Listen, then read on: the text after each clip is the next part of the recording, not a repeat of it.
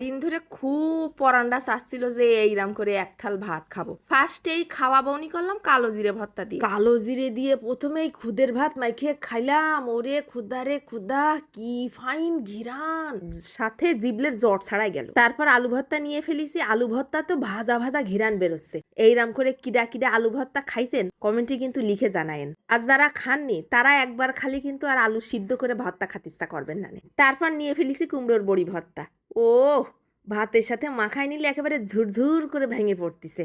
আর জিব্বার উপরে দিলি যেন কি ফাইন হালকা হালকা মুসমুসে মুসমুসে লাগতেছে, ঝাল ঝাল ফাইন স্বাদ লাগলো। তারপরই প্লেট ঘুরে নিয়ে চলে আসলাম ইলিশের ল্যাঞ্জা দিয়ে বেগুন ভর্তা। সে যা স্বাদ হয়েছে রে বাপু, খাওয়ার পর পুরোই জীবন দিয়ে দেওয়ার মতো। দুঃখের বিষয় হলো এইরাম খাতে খাতে আমার পাকস্থলীর সাইজ হয়ে যাচ্ছে পলিথিনের মতো বড় সড়ো। রসুনের ভর্তাটা দিয়ে ভাত মাখালি কিরাম যেন রোমান্টিক রোমান্টিক ফিল হচ্ছিল। শুধু খালি কি হবে, দেখতেও একটা